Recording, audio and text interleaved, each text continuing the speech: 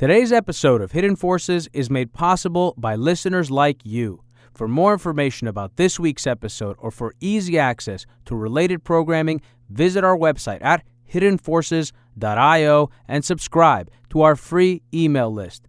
If you listen to the show on your Apple Podcast app, remember, you can give us a review. Each review helps more people find the show and join our amazing community. And with that, please enjoy this week's episode.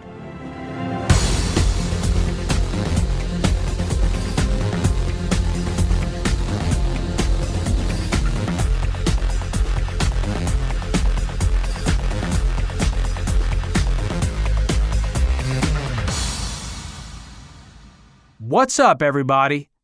My guest today is Leland Miller, Chief Executive Officer of China Beige Book, which runs the largest private data collection operation in the world inside China, interviewing thousands of Chinese firms across every major sector and region, focusing not just on the growth picture, but also key dynamics such as inflation, the jobs market, credit, and shadow finance. Leland, welcome to Hidden Forces. Thanks for having me. I'm very excited to have you on, Leland. How are you doing? Doing well, all things considered. Bunkered down, trying to stay safe. How long have you been in quarantine? Now, have you been in quarantine on U.S. time or Beijing time? U.S. time. My team is based in New York, so I have actually been out of New York for the last over 3 weeks, bunkered down outside of New York, self-quarantining with the family. Our team is spread out everywhere: New York, D.C., San Francisco, London, Hong Kong, and doing what we need to do remotely. Yeah, I'm based in New York City. That's where our studio is, but I've basically been out of the city for more than a month now. It's wild, and doing all of these interviews remotely, but in some ways I find that people are actually more available because everyone's in quarantine. So I want to discuss China today. Surprise, surprise. But before we do, I'd love for you to give our listeners a sense of who you are.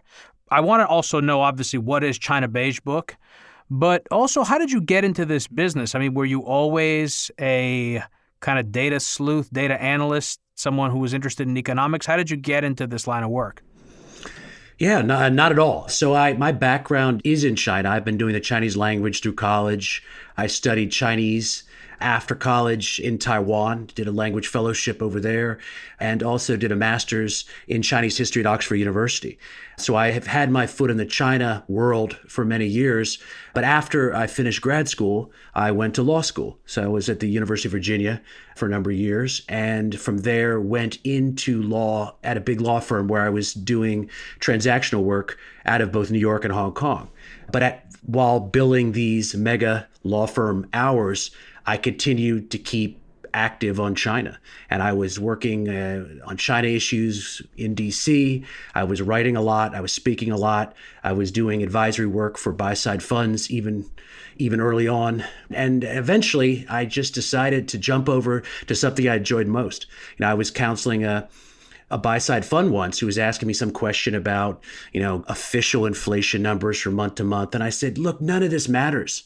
And they snapped back at me. And they said, if this doesn't matter, why don't you do something that does matter? So I said, ooh, ouch, but good point. And I went back and thought a lot about that. And part of the process got me together with some other people who are similarly frustrated with the state of the China watching industry, basically taking China's numbers, official numbers, and telling a story, even though everybody knows they're not the real deal. And I came to this conclusion. This is what I wanted to do. I want to try something big and bold. It's something that everybody said wasn't possible, which was to go to China, collect data, because we couldn't trust anyone else's take, collect big data in China and try to tell the story ourselves. So back in 2010, 2011, I raised funds for China Beige Book, and we gave it a try. We were told by everybody we couldn't do it.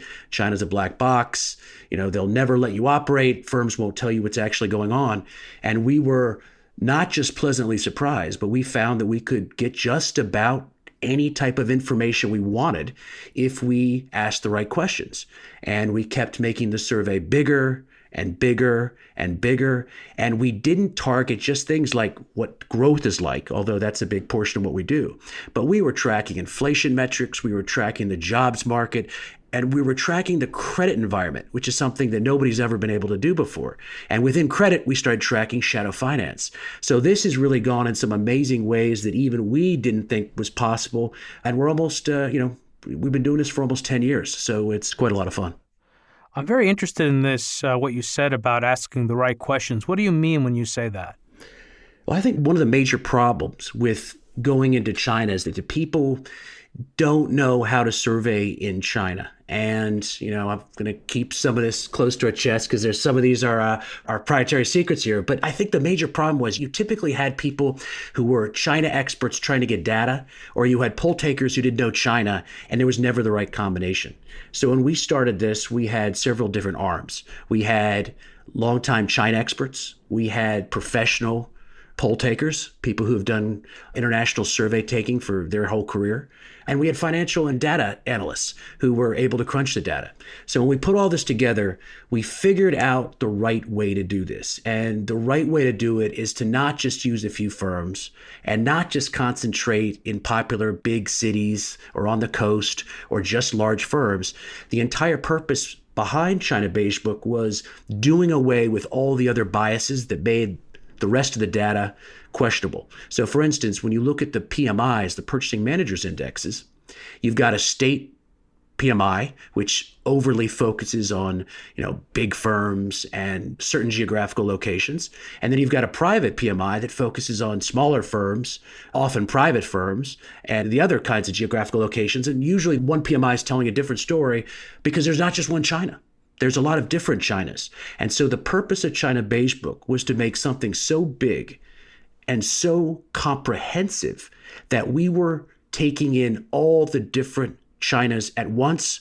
We were telling their individual stories across major regions, across major sectors, across dozens of subsectors, across private firms and state firms and every firm size. And then we were putting the combined story together to tell the real story of what was going on across all of China. How did you go about approaching these companies, like initially? Because I imagine now it's easier, right? Well, it's not really understood. Some of this is very sophisticated survey-taking methods that I don't think people are aware of. But essentially, one of the problems people have is that they usually go straight to the companies and they go in the front door and they ask someone to fill out a survey. And often that person is a party official or a PR official or someone else who's not familiar with the actual lines of business. And then you get information that it's not the real deal. It's not usable information. It's what people or the party or the company want you to be reporting, not what is actually happening at these companies.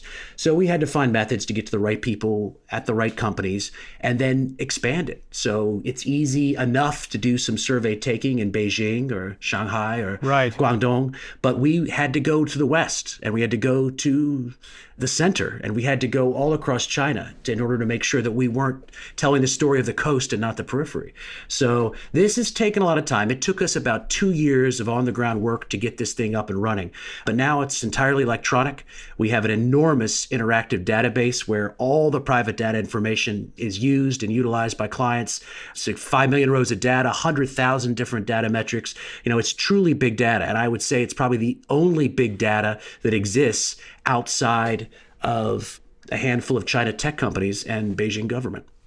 Another interesting thing you said was the right people. So the right people and the right questions. That makes sense. That's interesting because the obvious question for someone like me is, what stops the CCP or local government officials from basically, if not directly, indirectly communicating to these companies that they should not be communicating directly or honestly with you, right? I mean, there's a general understanding in China that what the government wants, the government gets, which was, that's why I was asking. So that's interesting. So again, at all times, being aware that you have proprietary methods, what can you tell our listeners about how you gather your data? Is your data all surveys, for example? Yes, it is. So what we do is we go to over 3,300 firms at a time. We release data 8 times a year, although we've moved towards weekly data releases of late. And we go to these thousands of firms and we ask them, how's your business doing? What are you seeing? How much are you paying for capital? How often are you accessing it? What are you doing with your workforces? Are you firing people? Are you hiring people? What are the prices you're paying? What are the input costs that you're paying? Are the prices you're selling at? All different kinds of questions. And then we put together a composite picture of a subsector. And then from those subsectors, we put together a composite picture of the sector. So manufacturing, services, retail, property, commodities, agriculture, et cetera. And then from that, we put together a comprehensive national picture of the entire macroeconomy.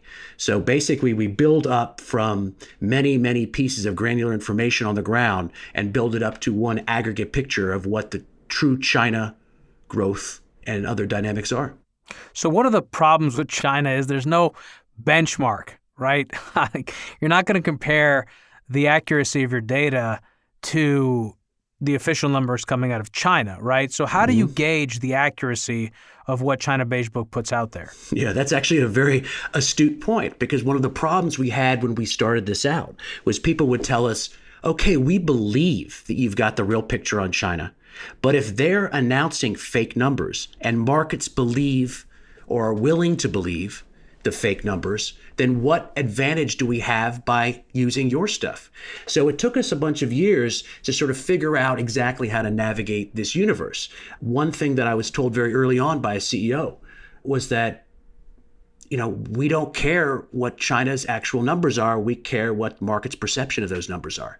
And it got us thinking. So, the first thing we had to do was understand how our numbers correlated. So we get our stuff in real time. And even official numbers, to the extent they're not manipulated, but they lag. So that we were always getting a story several months ahead of what the Chinese data were. Now, they can manipulate them at any given time. They can smooth it out. But eventually, directionally, they're going to tell a story. And so we were always on top of that. But I think what we also found out in times like 2013, when there was a credit crisis, 2015, when everyone thought the economy was falling apart, that the Chinese don't announce bad news ahead of time. They're not going to tell you things are falling apart ahead of time. So it only took a handful of times for clients and for companies and for economies to be totally sideswiped by a China growth panic to see, wait a second, we need a canary in the coal mine.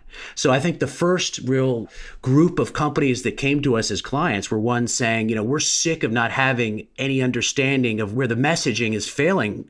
We want to know if there's a problem that's right around the corner. We're not going to get that from official data. You can help us with that. And I think that started it. And from there, we've really been able to get more and more data so that we have correlations to all the major indicators. We just run at 2 to 3 to 4, sometimes 6 months ahead of what official data reports. So it's become it's a work in progress, but it's something that's been very interesting. And now it's necessary because China's successes and failures dictate global portfolios everywhere. One of the things that I wanted to ask you about has to do with your use of quarter-to-quarter comparisons in your reports. Is there a reason for that? And do you look at year over year? Sure. So one of the advantages to having this all in a one giant database is that you can run any type of comparisons you'd like. And one of the things that we do when we write out our analysis is we put the quarter-on-quarter figure on there and we put the year-on-year figure there so that the data are presented both ways. I think if you can't miss the year-on-year perspective, particularly because that's the way the Chinese government reports its data. But the quarter-on-quarter is extremely important too, because that gives you a sense of how things have changed over the course of a few weeks or months.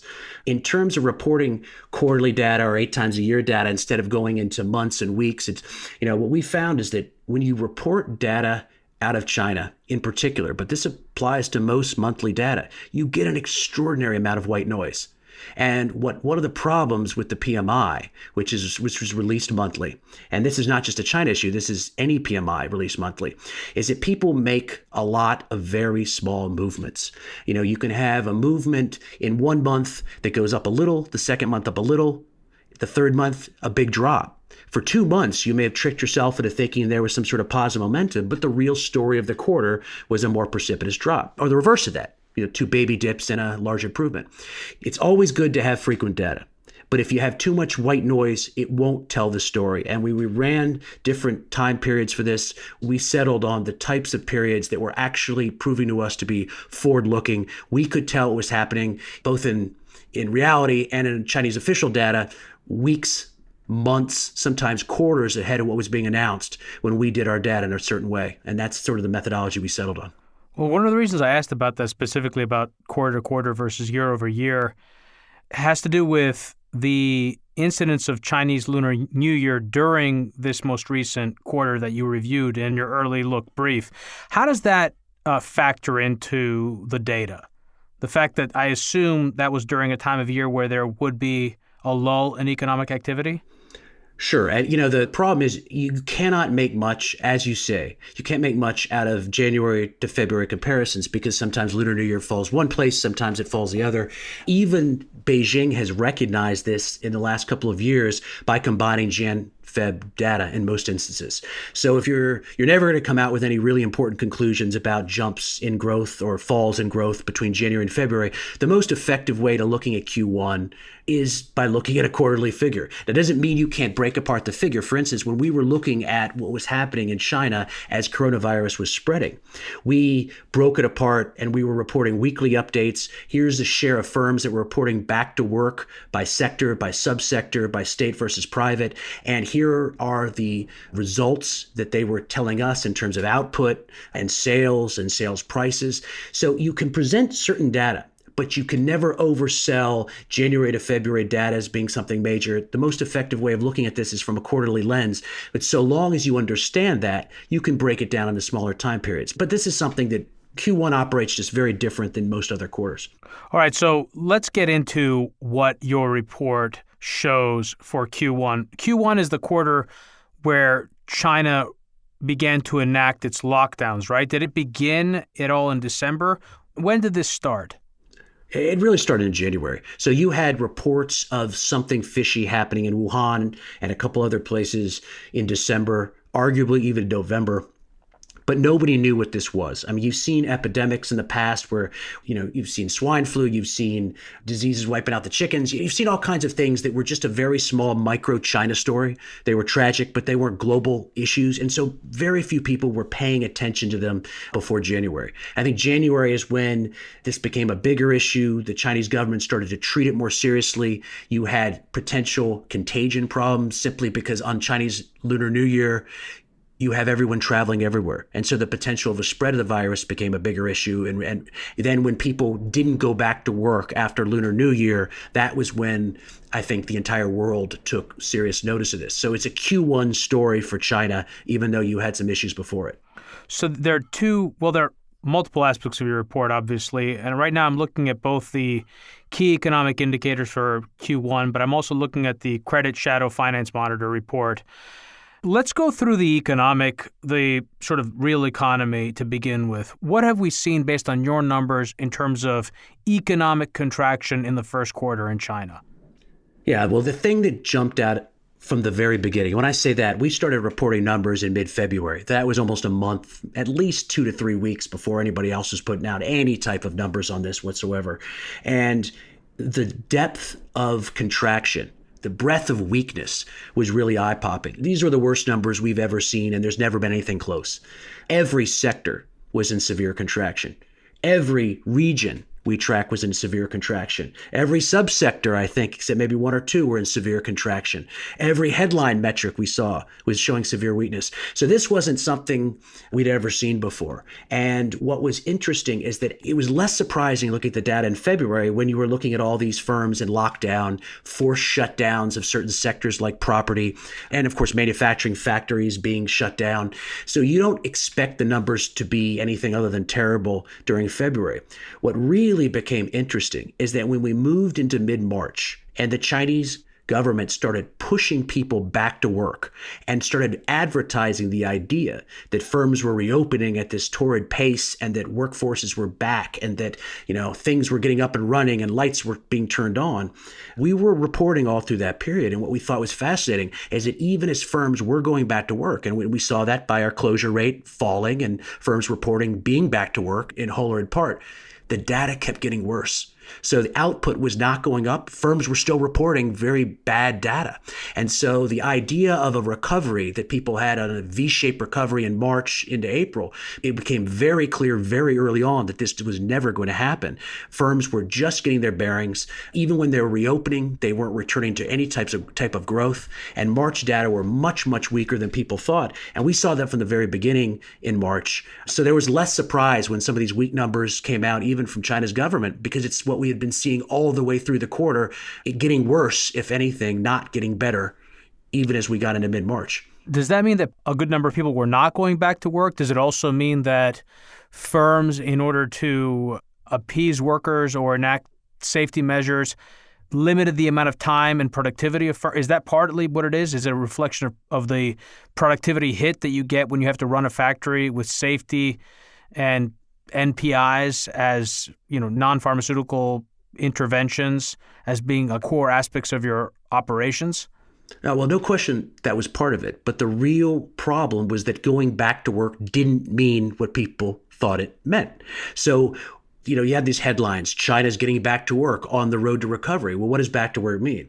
Well, you would have labor forces forced back to work. You had police escorts bringing buses of migrant workers from the countryside into factories in the Rust Belt in order to get factories up and running. You had executives slowly returning from working remotely. You had lights going on. You had factories, conveyor belts turning on, but you didn't have anything happening. Output wasn't happening. You weren't seeing any of the internal metrics getting better. Firms themselves were reporting to us that their workforces were coming back and their lights were going on, but they weren't doing anything. And I think that's what people were missing early on. They were obsessed with the idea of getting back to work without realizing that getting back to work doesn't mean anything if you're not doing anything when you get there. Well, that kind of leads into a question that I had, which really has to do with are we underplaying or underestimating the psychological barrier to interaction, whether inside or outside of the workplace, that people in China will have, especially in Hubei province, where was the epicenter of all of this, and the dampening effect that this could have in Q2 in terms of Q2 output? Yes. I think that it's not surprising if you think about it. But look, these conditions that they will be returning to and that those of us in the U.S. will be returning to at some point are not the status quo ante. This is not what we saw before. If you're around somebody on your factory line or in a store when you're trying to buy something and someone starts coughing, you're going to run for the door. I was in a pharmacy the other day and someone, walked by me and started coughing, and I almost did a cartwheel in the other direction. I was getting away from them so fast. Do you wear a mask? Do you wear a mask when you go out? I have a mask. It's a crappy mask. I do wear gloves. I've got someone hopefully sending me a few masks I can give to my family. But, we have been more and more protective of this simply because doing as much work in Asia and in China, we don't see this as odd as I think most Americans see the idea of masks. I remember early on in January, I was walking through the airport and, you'd see someone with a mask on, particularly if they're from Asia, and people would recoil. Even though that was funny that was the sensible thing to be doing. Not just the sensible thing, but when I see someone wearing a mask, I think, oh, this person is far more responsible. I have far less to worry about. It isn't even that I have less to worry about because they're wearing a mask and therefore I'm less likely to get an infection from whatever they may or may not have. But the fact it's sort of a way of signaling, hey, I'm extra careful. Right. And that is, you're right. That is entirely something that we're not used to here. Oh, the West is going to have to learn this lesson. And I think that whatever the road to recovery is in the United States and Canada and Europe and elsewhere, part of it's going to have to be walking around with a mask for the next several months, because this is the new reality. We have to make sure that we're not contagious and other people are not giving us something simply by passing by and having particles pass between us. So this is the new reality. I don't think people have thought this through, and there are no answers yet. But yes, a mask is going to start becoming a common feature in the weeks and months ahead. Well, one of the things that we've talked about, not to get too far off track here, but it's almost like everything is COVID-19 these days. Mm-hmm. Something I've talked about on this show and in other interviews that I've done is that I think the narrative in the U.S. does not serve us very well, because it suggests, or it's gotten people thinking that we have to just go through this short lockdown period, and once we flatten the curve, then we're done. But that's not actually what's going to happen, and people are going to have to learn how to live with this virus. There's no clear evidence that we're not going to have a second wave, for example. And in fact, some of the studies I've looked at suggest that the flatter the curve based on mitigation measures and quarantines and things like this, NPIs, the more you can flatten it in the initial phase, the more it peaks later on, and that the area under the distribution tends to be pretty much statistically not identical, but that the difference is not that great between cities that enact draconian quarantines and those that don't in the long run. So I think there's a concern about a political crisis in the United States when they go to lift the quarantine in some of these cities like New York and the numbers start going up and people start to panic because they've got different ideas in their head. But, to this point about a second wave, what are we seeing and what are you seeing with your data and your surveys in terms of this second wave? Where I've already started seeing there have been reports coming out in mainstream U.S. media outlets. I saw a video today posted online of someone in a Chinese city collapsing. Once again, these are videos that were circulating commonly months ago.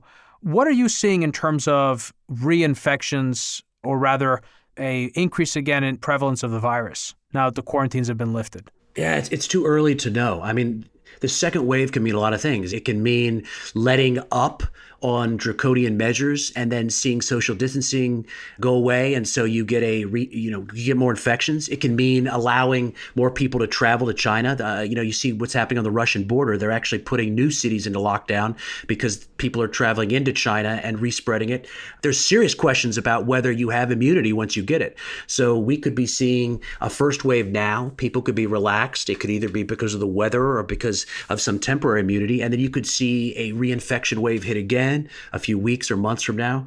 There's just so many questions about this. And so this is what has made economic strategy so difficult around it. We don't know the medical aspects of this. We don't know whether this is going to be a 6-month story, a 3-month story, an 18-month story. And there's going to be a lot of trial and error here. And I think the lessons we learn from so far is that no one has been able to control this so far. You look at Singapore, which is a success story. Singapore, as we speak, is going back into lockdown because of some sort of second wave. And that's also probably going to happen other places as they ease up on the original lockdowns. So enormous number of questions right now. That's made the job for policymakers trying to figure out an economic recovery path out of this nearly impossible. So here's a question for you, and I'm going to ask it in a few different ways during the course of this conversation because I think it's very important. Because on the one hand, there are obviously many difficulties in gathering credible data in real time that tells a backward-looking picture about the Chinese economy. That's challenging enough, right? It's even harder to make projections about how the economy is going to look. And one of my questions is, how do you incorporate the virus, the impact of the virus and the impact of the monitoring and mitigation measures that will continue to be taken, right, going forward? How do you incorporate that into your economic forecast for China?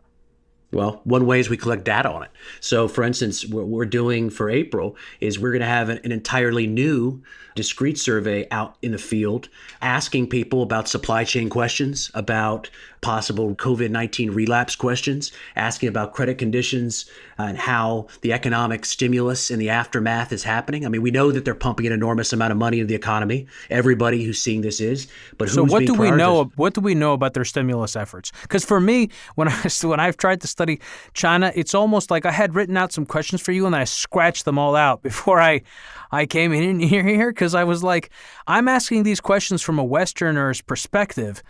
And the way that the Chinese economy expands credit and the way that credit circulates is totally different than how we think about it here.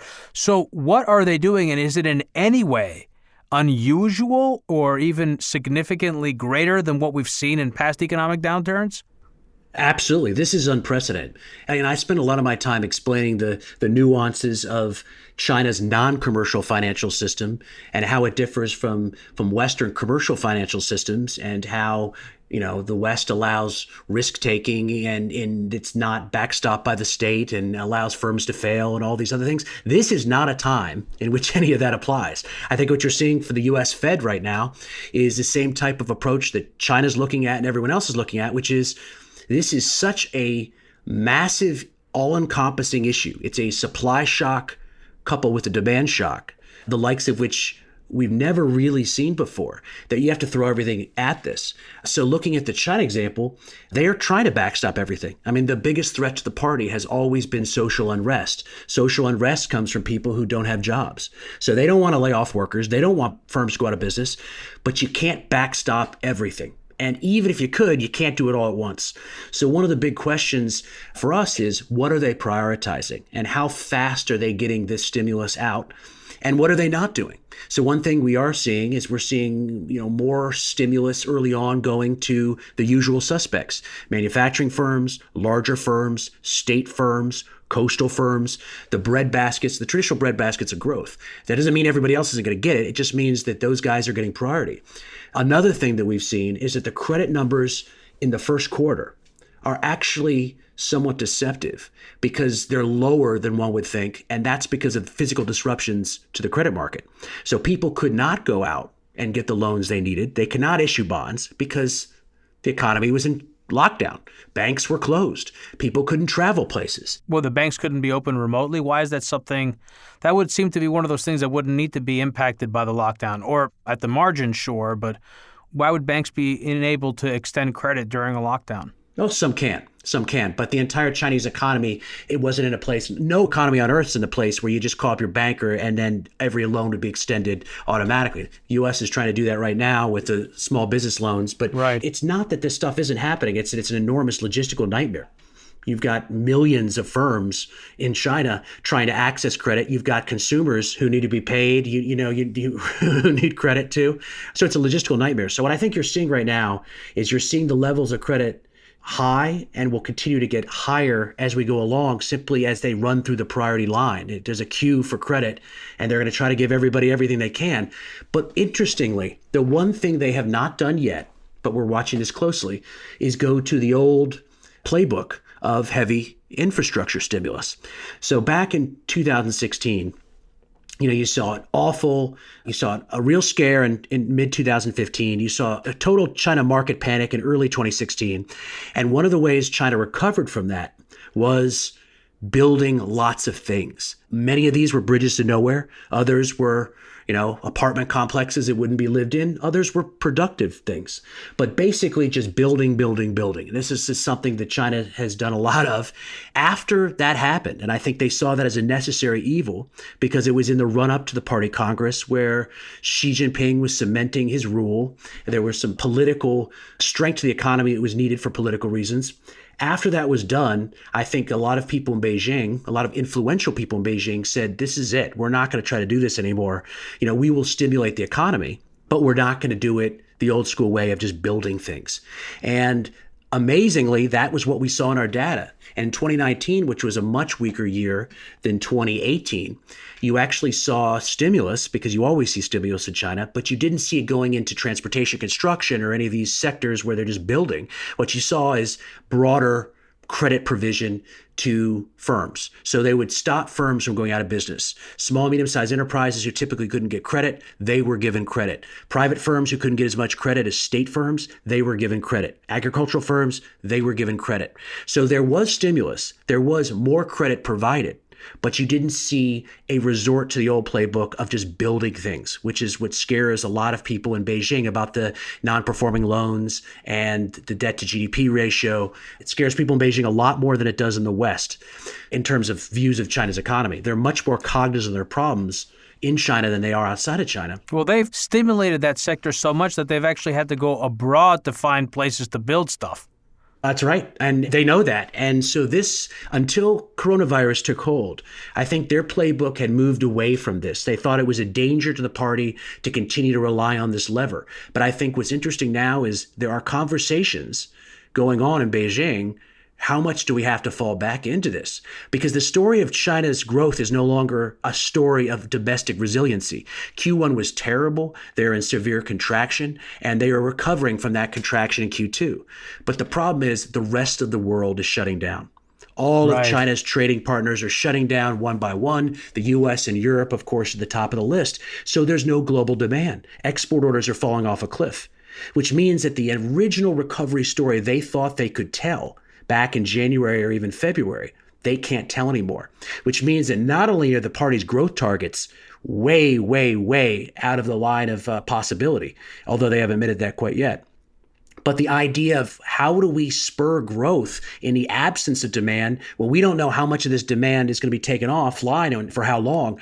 What are we going to need to do that we didn't think we'd need to do before? And that's why we're watching our real estate construction data so closely, because this has not been an option for them for a long time, but it may become an option later in the year when they realize that they're going to have a very difficult time not being in a contraction all through the first half of the year. Jesus, that's the second leg of the story, right? The virus we talked about and we'll continue to talk about, which is the uncertainty around the virus, the mitigation efforts needed domestically to animate the supply side of this equation. But on the demand side, China has always relied on an export market, right? They have talked about wanting to transition to a consumer-led economy, but they have not been able to do that effectively. And now they depend on foreign consumers as they're coming back online because they got this virus late. They're depending on the rest of the world to be available to demand the goods that they can supply. But as we're seeing, the rest of the world is going into lockdown. So what happens in China? You're saying that inevitably, or it increases the likelihood, perhaps a better way of putting it, that you're going to see them roll back to, break their previous commitments and try and stimulate their manufacturing sector further. So are you seeing that in the loan uptake figures? What sectors have been taking the most amount of credit early on so far? Yeah, we're not seeing it yet. So we are seeing more loan uptake in manufacturing, and we are seeing it from larger and state firms. That's not surprising. But I think that the reason the numbers aren't higher is simply the disruptions to the credit market. They haven't gotten things back. I think as we look into the next few months, I think the credit numbers are going to continue to go up and up and up and up and up. There's this idea that China is resisting the ways of the West right now and are going to try to do it a lot more gently. They're not going to be able to do it gently. There is no solution to this problem. And even if there was, the Chinese way is to throw in enormous amounts of credit at it. So you're going to see a lot more credit going into the economy. You're going to see a discussion about backtracking into heavy infrastructure stimulus, and you're going to see some very, very difficult decisions being made over who gets the available credit and who gets left out. Because no matter how generous they want to be, and no matter how much they want to support everybody, they're not going to be able to. It will be impossible. They cannot backstop everyone and everything. So there are going to be losers in this, and those losers are going to do very poorly over the next year. So this is the decision tree that's being worked out in Beijing right now. Who are the losers are going to be? This is tough. So I have another question here, which is how is China going to get the dollars it needs to import the raw materials it needs in order to ramp up this export machine? How is that going to work in the current environment? Because U.S. Central Bank has not set up swap lines. It's set up swap facilities with many countries, including many new emerging market economies. It has not done that with the People's Bank of China. What's going to happen there? Well, I have a somewhat different opinion than others. I mean, yes, the Fed doesn't have a swap line with the PBOC, and yes, there would be severe political pushback from the idea of exporting dollars to our adversary China.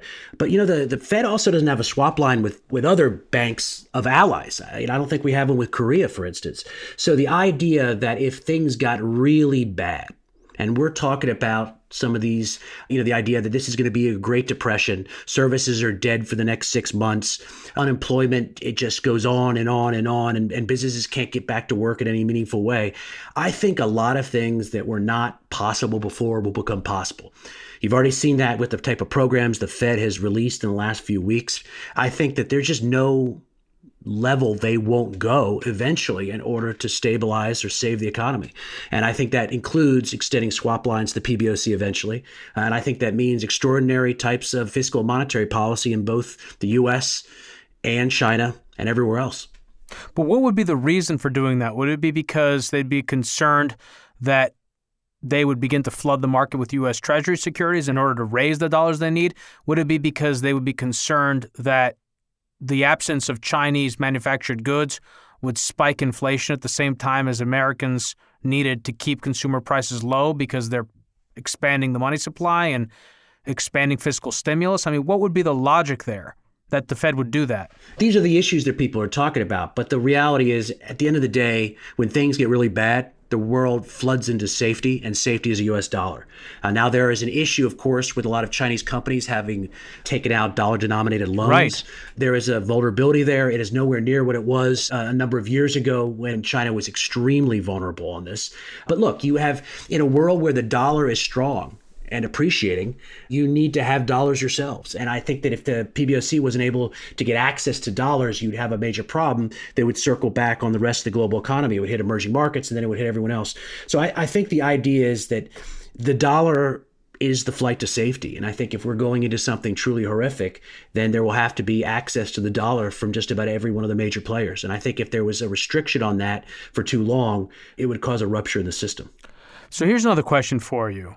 If China's going to go the route of stimulating its manufacturing engine, but the rest of the world isn't really available to purchase the outstanding supply in a traditionally commercial way, would we begin to see China engaged in more of these favors abroad like they've been doing recently, like they gave masks and PPE to countries like Greece and Italy as part of their, I don't know how you would call it, trade diplomacy, foreign policy, because the Chinese economy and the Chinese political system are much more connected than, let's say, the U.S. is. So maybe this is a way of kind of asking you also how coronavirus and how this entire situation could be an impetus for a narrative shift by the CCP to explain not just its poor growth numbers now, not just its poor growth numbers going back, quarters as a result of mistakes that the party has made, not on account of the virus, and i.e. take advantage of this crisis, but also take advantage of this crisis to further geopolitical ambitions of the party. Yeah, well, on the economic side, what we have counseled them to do for years is take advantage of a slowing global environment and to allow their growth targets to go away, to accept slower, healthier growth. The Chinese economy is not growing. Let's just take COVID out of the picture entirely. The Chinese economy was not growing at 6%. It was probably growing at about half that. But they had to advertise it was growing at 6% because the deal the party has made with its people is that we will continue to grow the economy at this pace, and that's why you should trust us as your one party and trust us with your leadership. It's been outdated for a while. They should take advantage of this to say, look, what we're here to do is make China stronger, not faster growing in an unsustainable way. And we were going to, buckle down and accept lower rates of growth, most of which was foisted on us by circumstances outside of control, whether it's a trade war or a global manufacturing recession or a coronavirus pandemic. And that's what they should do. But they haven't done that yet. So the jury's out on that. In terms of the geopolitical side, this is what they've been doing for years and years and years. People are seeing the masks go out and they're thinking this is some new playbook. It just used to be briefcases of dollar bills before. This is always this kind of China's influence diplomacy. They're always trying to do things in order to achieve soft power goals. So they're going to have to be a little bit more aggressive about it because it's a tougher environment out there. But I think this isn't so much a paradigm shift as it's forcing China to do things that before it would rather have done under the radar, away from the public view. And now it's forcing them to be much more public about this type of thing. Because quite frankly, people are mad at China because they lied about the coronavirus pandemic spread early on. They wouldn't let the CDC in. They wouldn't let the WHO in a meaningful way. And this thing spread. So there's a lot of people angry about China. And in the aftermath, they tried to secure global leadership of this thing by saying, we cured it in China. It was probably done by the U.S. military anyway, and it really backfired. I mean, this was just absolute incompetent diplomatic management. And as a result, they're sort of clawing back from where they were before and trying to act like a responsible party, which I certainly applaud. But this is nothing new. It's just more difficult circumstances forcing to light things that the party has done for years and years and years and years. Well, they just issued some new meat guidelines, diet guidelines, and they reclassified dogs as pets, not livestock. So either they are trying to signal. See that. Yeah, exactly. Yeah, as a dog lover, I'm happy to see that. So either they're signaling that this did not come from our bioweapons facility in Wuhan, or that this is not the U.S. military doing it. It's one way or the other. It certainly doesn't bode well for the theory that the U.S. military has done this. But going back to this thing about growth, you kind of made mention of it. It's sort of like a double-edged sword because in some ways, growth is not good for China, if it's not the right kind of growth. And they've had the wrong kind of growth for a while. So this is the dance, I think, that a lot of foreigners or people from the outside who are looking and trying to understand this. And it also makes it difficult because I had written here best case, worst case, base case scenarios for China GDP. But that kind of misses the point, doesn't it? Because the best case scenario for China isn't that it gets the highest level of growth. The best case scenario for China is that it gets the highest level of growth in the direction of what kind of growth that it wants. Even if that growth is less growth than it would get. The worst case scenario would be tons of growth in the wrong direction, right? That's exactly right. So how do you think about that? In that context, what are the best, worst, and base cases for China's economy going forward? The best case is, and this is not going to happen anytime soon, is that the Chinese economy actually deleverages instead of just announcing a deleveraging campaign, which our data show was not actually deleveraging. It was a few years of slower additional leveraging, but just to deleverage to the point where your growth can outpace your debt load. Because that's the real problem. When you have the other dynamic, it means that you're cutting down on productivity and you're in the process of creating a zombie economy, which is what China's on the path towards right now. So what they do not want to do, as you said, is grow fast because they can't support that other than with more and more and more credit. We have spent years trying to get people away from GDP growth as a measure, and not just in China, for everyone. But look, GDP, and here's the real problem, is a measure of aggregate growth. It's not productive growth, which means if you want to hit a certain target, you can hit any target you want by building a bridge, tearing it down, building the same bridge again, tearing it down, building it a third time, tearing it down, and go on and on and on and on till you've hit 8%, 6%, 9% growth. Now, right. Your productivity has just fallen off a cliff. Your waste of resources is legendary, but you can still hit your growth numbers. And I think that's the problem that people have fallen into for so long. One, looking at GDP as a sensible measure of anything. And second, lauding the Chinese government for high growth levels when it's actually been very counterproductive to the idea where China will create a sustainable growth model and become a true global leader in the future. Because what they're doing right now is only done through enormous levels of non-performing loans, non-productivity. It's not sustainable. And what it's doing is forcing them to push good money after bad. So in a non-commercial financial system, one of the reasons you don't just have the thing fall over and a domino effect, it's because you can swoosh huge amounts of capital from one financial system to the other to plug holes, to make problems go away.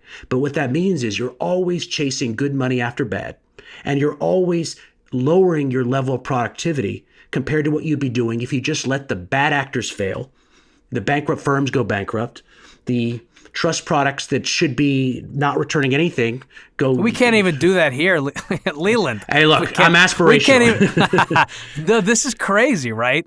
I mean, we're not even doing that here. It's not going to happen there, right? Oh, it's not going to happen there. It's not going to happen anywhere. But the difference is that during a time, at least most of the world was pretending to understand that up until now. So now we've sort of thrown in the towel. Europe's thrown in the towel. Japan's certainly thrown in the towel. China will throw the towel. It already has, no matter what it says. But they have for years been ignoring this problem, which means they're at a much worse starting point than anybody else is, except arguably Japan. Or maybe they're in a better starting point because we're all moving in that direction. You may need to start doing this for the U.S. Anything's possible. You might need to do U.S. Beige Book. Look, here's your new paradigm. It is that there is no longer a failure allowed. Bankruptcies aren't allowed. The government backstops everything, and we're going to see how long that goes until the system implodes. So there's your new paradigm. Yeah, no, and in all seriousness, that is a concern, right? And now we're kind of digressing a little bit, and we'll get back in. But this is kind of the problem with the debt-fueled growth model that we've had in the U.S. And again, this is something we've talked about on the show before. With rising levels of wealth inequality, the only way you can sustain that is through debt financing. And the only way that you can sustain debt financing in that dynamic is by lowering interest rates. But if you lower interest rates, you eventually divest savers of their capacity to save. You move them out to become speculators. And so everyone moves into the stock market. Mm-hmm. And then the value of the stock market becomes the health and the wealth of your savers. So then you become invested in the appreciation of the market. And the entire government then begins to buy the index, right? So then you basically, ultimately, all roads lead to Rome. It's the same thing. It means government owns more and more of the economy. This is the place that we're going. So it's ironic that we've been having conversations about China moving towards a consumer-led growth model when we here are moving in their direction. So anyway, to bring it back again to what we were talking about, maybe instead of asking you for pie-in-the-sky, crazy, best-case scenarios, what do you think is going to happen? What is your kind of base case? What do you foresee, given everything, including the challenges of having to navigate this, what might be a start and stop and go model of containment mitigation with this virus, not just in China, but also in the demand countries that it depends on for its export-led growth model? Well, for a number of years, we've said that the future of China is going towards 1 or 2% growth at the most. And I think that the difference between what's happened with COVID is it simply just sped this process up. It's getting closer to the point where we're going to get lower rates faster. Look, what I was describing before was that the Chinese economy is based around avoiding failure, avoiding bankruptcy, avoiding, backstopping everyone and everything. And what that's meant is that productivity's fallen and that the economy is basically stagnating over time. And that means that getting positive growth at all, in the next decade from now is going to be very, very difficult. COVID sped that up. The problem here is that I think that that's happening around the rest of the world too. China's just farther ahead on the curve on this. So I think that the idea that China will be growing at anywhere near the rates it has been is quite ludicrous. I think the idea that they're going to be able to grow at half the rates they've been claiming is quite unlikely. I think we're looking at an extraordinarily low growth model coming out of China, at which point it's going to make it harder for the party to operate, and it's making it harder for the party to backstop everything. So they have some real headaches going through. China can get out the other side. They can come out the other side, but the longer they wait to restructure the system and to stop relying on bad debt and stop relying on an investment-led model, the harder it's going to be. So, Leland, I'm going to move us into the overtime. I want to pick your brain a bit on the geopolitical dimensions of this, because I feel that as we move along the horizontal axis of time, more and more of these conversations that have been happening or discussed in economic terms are going to really become political. And so I want to talk about that. I also want to talk about the real estate market in China. I'm fascinated to learn how this has been impacted. Also, to this point about geopolitics, Japan has been incentivizing, this came out today, I think, in the news. We're recording this on Friday, April 10th, 2020. They are incentivizing domestic companies as part of their bailout package to move their operations out of China. So, this also, I think, is an interesting phenomenon. For regular listeners, you know the drill. If you're new to the program, or if you haven't subscribed yet to our audio file, Autodidact, or Super Nerd tiers, head over to patreon.com/Hidden Forces, or scroll down to the summary section of this week's episode page and click on the link that sends you to the Hidden Forces Patreon account, where you can continue to listen to my conversation with Leland, including gaining access to the transcript of today's conversation, as well as this week's 22-page rundown, which includes all of the research information that I compiled to prepare for this episode. Also, don't forget, if you haven't integrated the Patreon RSS feed into your podcast application that you use to listen to the regular episode, you need to do that.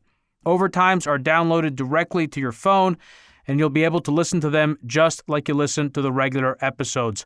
Leland, it was awesome talking with you. Stick around, and we're going to continue the rest of our conversation in the overtime. Will do. Today's episode of Hidden Forces was recorded in New York City. For more information about this week's episode, or if you want easy access to related programming, visit our website at hiddenforces.io and subscribe to our free email list.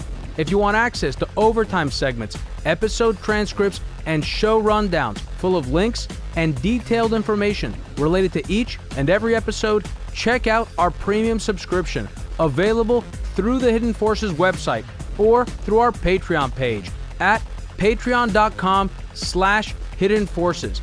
Today's episode was produced by me and edited by Stylianos Nicolaou.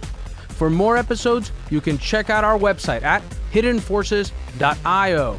Join the conversation at Facebook, Twitter, and Instagram at Hidden Forces Pod, or send me an email at dk@hiddenforces.io. As always, thanks for listening. We'll see you next week.